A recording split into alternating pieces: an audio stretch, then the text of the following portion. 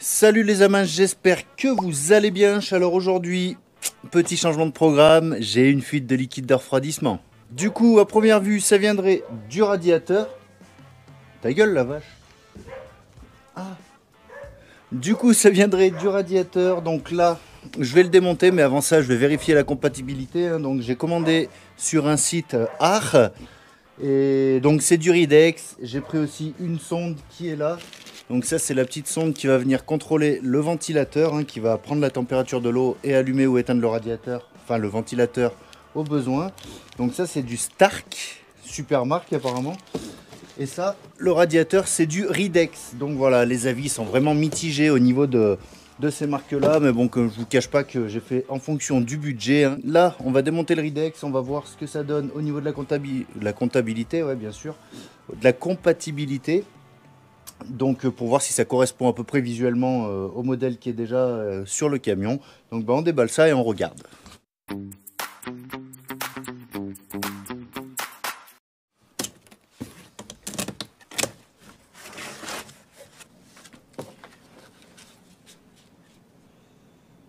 C'est pas bon. 55. Bon, il est moins large. Il est moins large. Putain.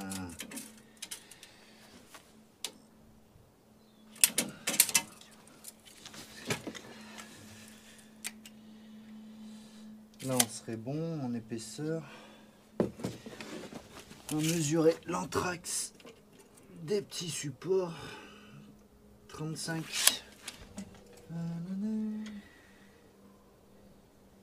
32.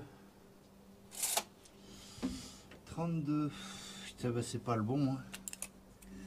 C'est pas le bon. Est-ce qu'au niveau de l'écartement des durites,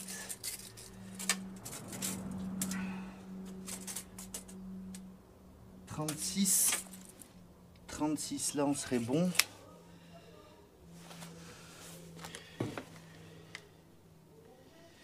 J'ai bien l'emplacement pour ma sonde.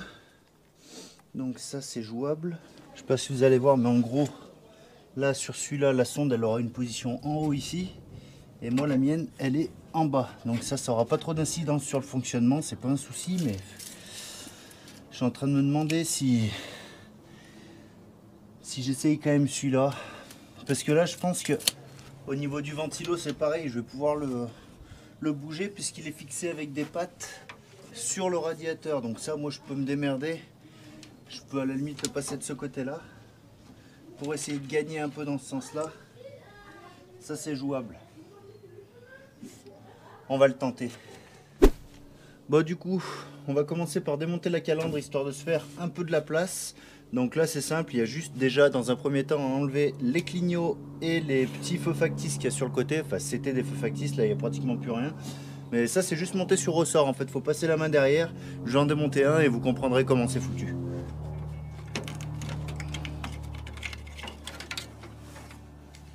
Tu vois, c'est juste un ressort comme ça qui vient se prendre dans une encoche dans la carrosserie. Donc ça tient juste en tension avec le ressort. Et pour le clignot, c'est pareil.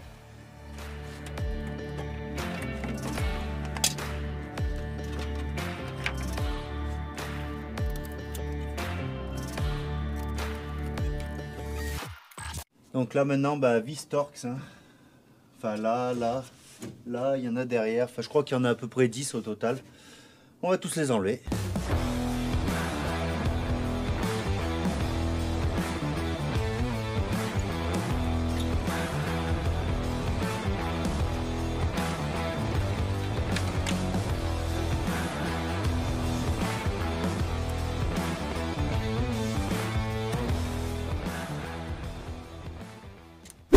Bon là tu vois c'est ça que je t'expliquais. Là j'ai la sonde qui est ici. Sur l'autre radiateur elle va se positionner là. Et j'aurai pas assez de mou. Il faudra certainement que je rallonge le câble. Mais avant d'aller plus loin on va déjà vérifier si ça c'est bon. Parce que sinon ça va être la misère encore. Ok, là on est bon. Bon bah allez on démonte. Bon, on va commencer avec la protection. Je sais pas si vous allez bien voir, il y a cette barre là. On va la déposer. Et bien sûr, sinon c'est pas drôle, j'ai laissé mon cliquet au local. Mon coffret. Bon, ça va le faire, ça va juste prendre un peu plus de temps. Et le temps d'aller jusqu'au local et de revenir, bah, j'aurai terminé. Donc, allez. Bon bah attends, est-ce que je peux pas... Simplement. Là, je vais avoir les deux vis là enlevées pour déposer le radiateur. Mais avant ça, bah, faut qu'on enlève les durites. Donc là, je me suis préparé un petit bac. Donc j'ai enlevé la durite du bas, j'ouvrais mon bouchon là-haut sur le vase d'expansion. Et ça devrait faire le job. Donc bien sûr, les durites, hein, quand vous les démontez, vous enlevez le collier. Vous les prenez à la pince, vous les faites tourner un petit peu pour les décoller. Et ensuite, vous les retirez. Ça évitera de les abîmer. Ou comme on voit des fois avec un tournevis pour passer entre le raccord et la durite pour les faire sortir. Donc voilà, vous prenez juste une pince, vous pincez votre durite, vous faites tourner et après ça sort sans problème. Donc bah on fait ça.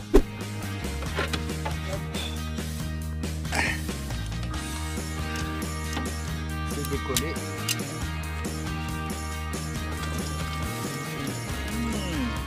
Tu vois, il n'y a pas longtemps quand je suis allé faire la distrib, les mécanos ils m'ont prévenu que le liquide de refroidissement il était un peu rouillé, qu'il faudrait sûrement refaire une vidange de circuit, parce qu'eux l'ont fait évidemment, ils ont changé la pompe à eau et tout. Mais voilà, si c'était rouillé à l'intérieur, et ben ça donne ça quelques temps après.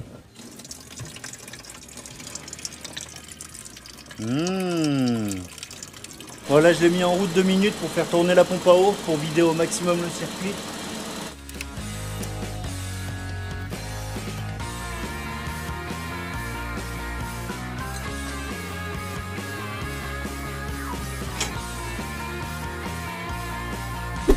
Bon, là ça confirme, tu vois, des traces de liquide de refroidissement à droite à gauche.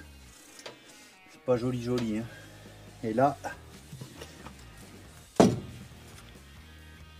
j'ai un PET et c'est de là que ça vient la plus grosse fuite actuellement.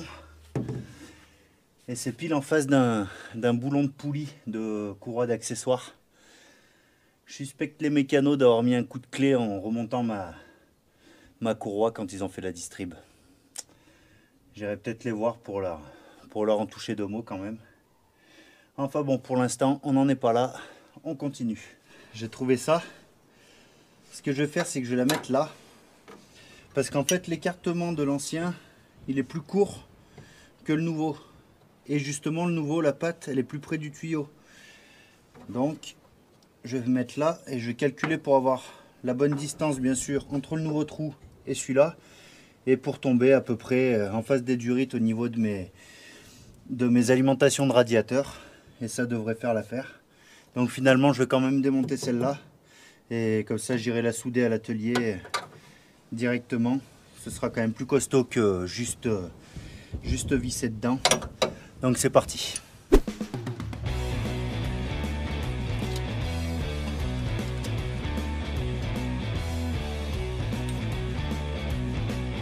Bon, changement de plan. Plan numéro 387. Donc voilà ma patte, en gros elle était là, il faut qu'elle soit ici. Donc ce que je vais faire, c'est que je vais décaler la patte et je vais la visser avec des autoforeuses. Il y a 2 mm à peu près. Je vais visser à l'autoforeuse, je les ressors, je mets du frein filet, je les re-rentre et ça devrait faire la blague. Allez, on fait ça.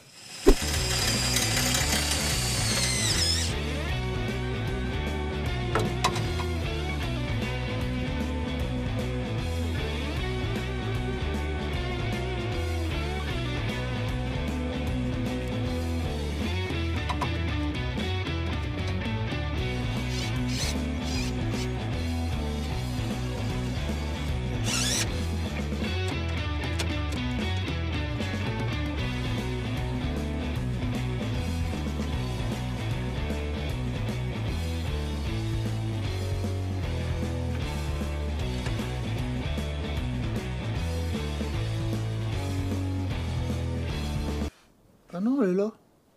Allez, maintenant que c'est en place, je vais démonter le ventilo et on va le présenter sur l'autre radiateur pour voir s'il n'y a rien qui gêne, vu que je veux le déplacer un petit peu. C'est pour ça que j'ai mis en place mon radiateur tout de suite pour voir si tout passait déjà de ce côté-là. Sinon, bah, c'est sûr que le plus simple, ça aurait été de de mettre le ventilo directement avant de tout remonter, mais au pire je renlèverai le radiateur, mais je veux vraiment y présenter comme ça à blanc pour voir si tout va bien, quoi. Ok, hop. Il n'y a plus rien qui correspond.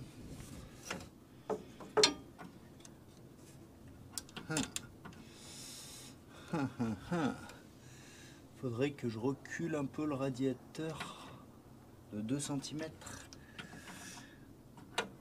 Tac tac. À moins que j'arrive à l'habiller un peu celle-là. Ou je découpe la grille. Oh, un peu le... Ouais. Ça va dégager là. Là. Ici. Ici. Et là.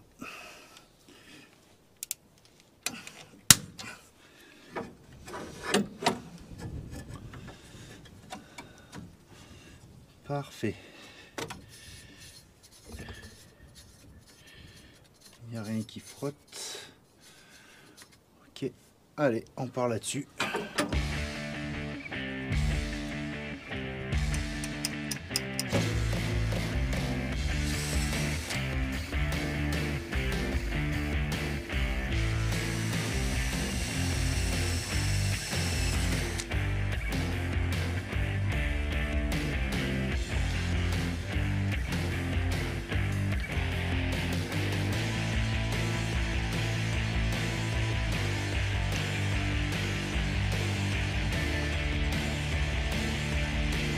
Hop, dévisser la purge.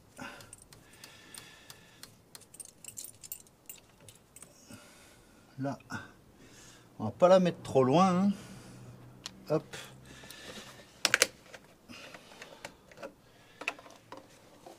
Allez, le bidon, on va le mettre là. Parce que le vase d'expansion là-dessus, il est tout au fond. Donc je peux le détacher normalement pour faire le plein. Mais là, tu prends un truc à pétrole, ça va tout aussi bien.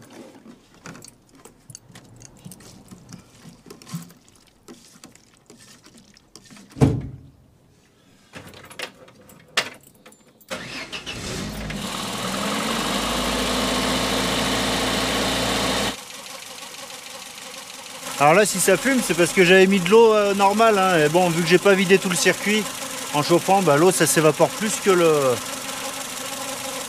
liquide de refroidissement, du coup.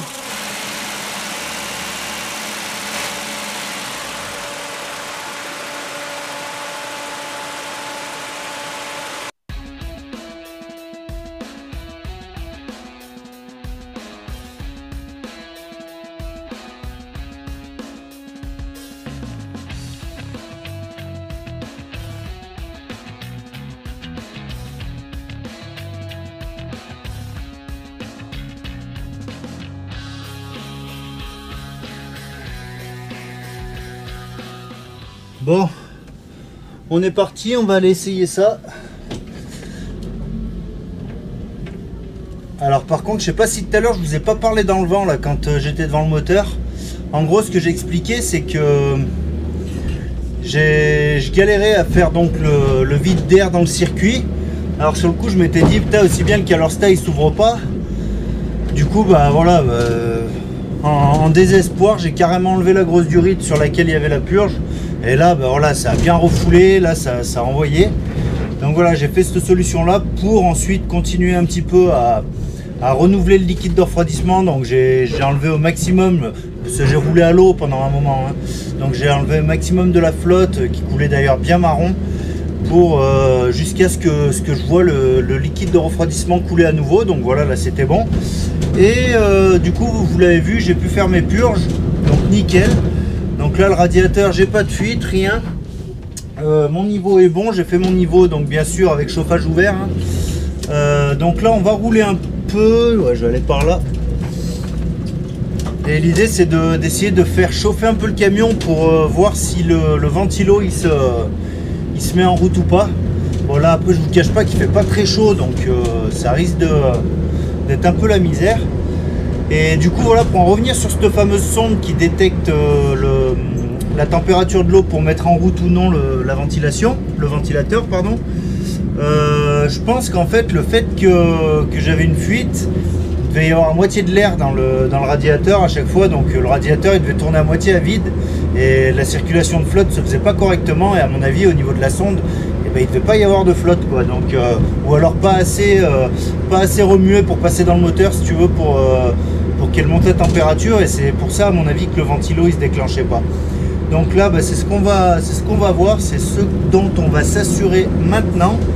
Donc voilà, je vais rouler, j'ai pas d'endroit spécial où aller, donc ce que je fais c'est que je roule et je vous reprends dès que le camion il est à température pour voir un peu ce que ça donne, en espérant que ce soit avant la nuit. Sinon de toute façon voilà, je vous tiendrai au courant, mais pour l'instant on fait ça, donc à tout de suite.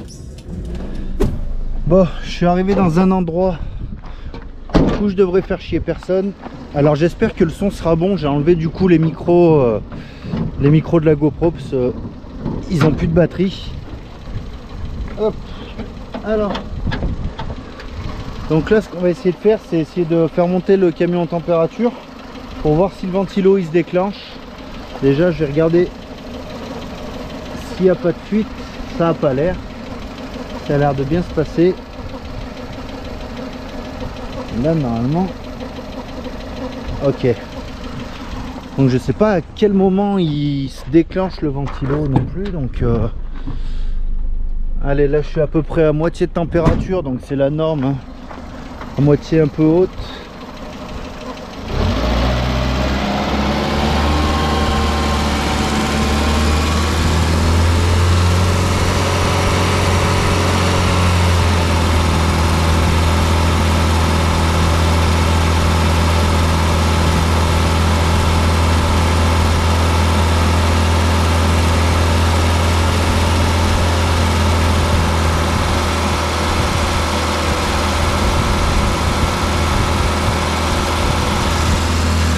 Bon, je vais faire ça de l'intérieur, comme ça je peux surveiller l'aiguille en même temps. Alors, ouais, ça monte un peu. Ah, yes, trop de la balle. J'ai vu mon tableau de bord baisser un peu en intensité. Du coup, je me suis dit, c'est bon. Voilà, bon bah écoutez, on va s'arrêter là pour cette vidéo. Comme vous pouvez le voir, hein, le radiateur c'était pas le bon, mais le temps de le renvoyer, putain on n'y voit rien, je suis désolé. Le temps de le renvoyer, d'en recevoir un autre, j'aurais fait qu'attendre. Voilà, là au moins c'est fait. Je l'ai fait à ma sauce, ça marche très bien. C'est aussi ça qui est intéressant avec les vieilles mécaniques, hein, c'est qu'on arrive à adapter un peu à notre sauce. Donc voilà, le radiateur au final, eh ben, il marche très bien. Le ventilo il s'est bien adapté. Bien sûr il y a eu des modifs. Je vous dirai dans quelques temps si ça a bougé ou pas. Normalement, il n'y a pas de raison. Bref, sur ce, moi je vous dis à la semaine prochaine. On va pouvoir continuer un petit peu l'aménagement du camion. Donc d'ici là, bah, passez une bonne semaine et bisous. Bisous quoi. Putain, je savais vraiment pas quoi dire.